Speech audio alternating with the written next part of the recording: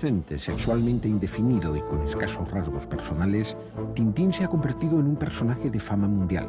Sus aventuras se publican en 40 idiomas y han vendido ya más de 200 millones de ejemplares, además de ser llevado varias veces al cine y las pantallas de televisión. El mayor acierto de su creador, el dibujante belga Georges Remy, Hergé, fue rodear a Tintín de unos excelentes personajes secundarios. Elogiado por sus dibujos de la llamada línea clara, por el ritmo de sus narraciones y su excelente documentación, Hergé sufrió siempre el lastre de una vieja sospecha política.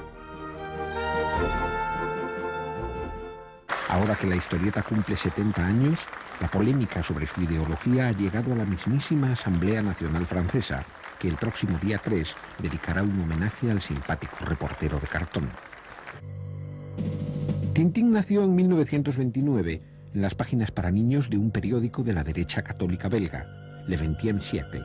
Tuvo un precedente llamado Totor, un boy scout que enseguida creció, cambió de nombre y se convirtió en reportero. Hoy resulta difícil reconocer a Tintín en aquel muchacho regordete de sus primeras viñetas.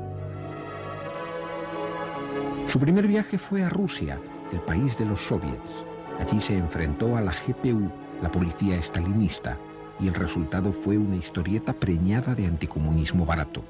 Durante años, Hergé ocultaría aquel trabajo, impidiendo que se reeditara, pero entonces fue un éxito, y cuando se escenificó El regreso del reportero, una multitud asistió al nacimiento de todo un fenómeno editorial.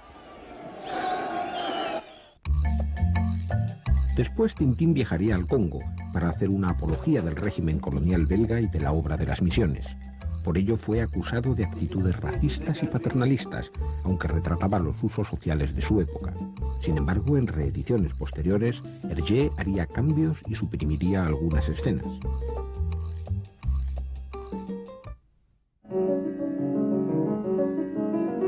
A la fama derechista de Hergé se sumarían sus simpatías por León Degrelle y el fascismo belga, pero el dibujante nunca militó en partido alguno, aunque mantuviera una posición muy conservadora, y su obra responde a los valores dominantes en la sociedad que le tocó vivir.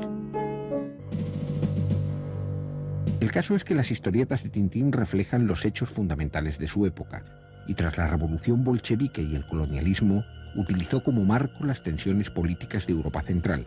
Así, en el cetro de Ottokar, el imaginario país de Borduria se identificaba con la agresiva Alemania de Hitler. Y es cierto, en lo que a mí respecta, que no tenía ninguna simpatía particular por los alemanes.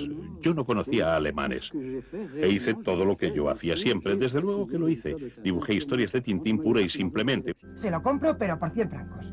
¿De acuerdo? Es suyo. ¿Cuánto por ese barco? Durante las difíciles etapas de guerra y posguerra, Hergé dibujó aventuras en escenarios exóticos que respondían al deseo general de evasión. Sus álbumes se enriquecieron con toda una galería de creaciones: el capitán Haddock, Porrachín y Cascarrabias, los torpes policías Hernández y Fernández, el entrañable profesor Tornasol y la insufrible Bianca Castafiore, una caricatura de las divas de la ópera que brilla con luz propia.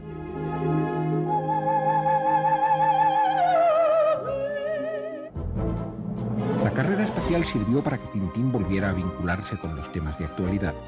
Así, el reportero y sus amigos fueron los primeros hombres en la Luna, anticipándose a Armstrong y Aldrin.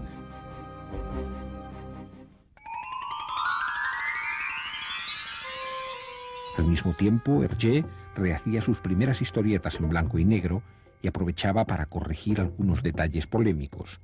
Por ejemplo, un verdugo de raza negra se volvía blanco y desaparecían las páginas con referencias al terrorismo judío en Palestina. Incluso se ocultaron algunos momentos en que Haddock empinaba el codo. ¡Siete vecinos! Más tarde, la carrera armamentista y la Guerra Fría serían el trasfondo de El asunto Tornasol, la obra cumbre de Hergé. Las apariciones de Tintín se fueron espaciando cada vez más en el tiempo, hasta un último álbum ambientado en la lucha guerrillera en una república bananera. Encantado.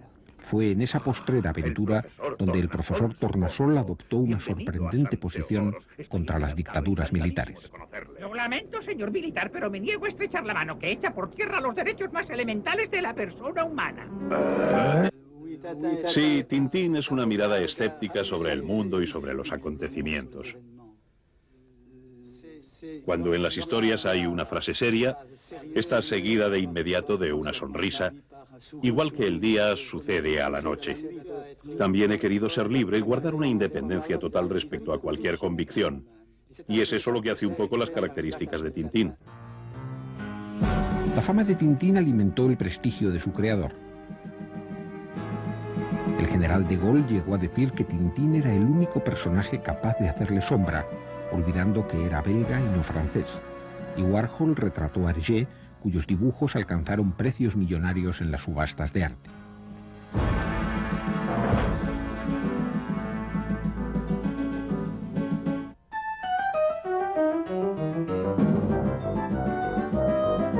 En 1983 se publicó un álbum apócrifo, elaborado por el dibujante holandés Van der Steen, en el que Haddock soltaba verdaderos tacos y fumaba hashish afgano, un pastiche que pretendía denunciar la represión militar en El Salvador, víctima de la cual Tintín moría y Milou quedaba abandonado.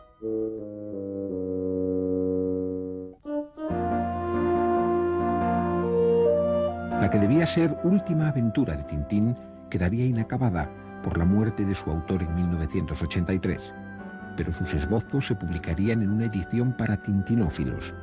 Nadie pudo terminar aquellos dibujos porque Hergé lo prohibió expresamente. ¡Tintín! ¡Macacos, sinvergüenzas, canallas! Marineros de agua dulce, yo os enseñaré, os voy a... Capitán, estoy a salvo. Y todo gracias a Milou. Suéltenme, les digo que soy inocente, señores. Miren, ese es el culpable. No pierda el tiempo, mejor será que se lo cuente al juez, especie de canario a rayas. Cálmese, capitán. Si Tintín hubiera continuado sus andanzas y lo hubiésemos visto envejecer, seguramente se parecería a las últimas fotografías de Hergé.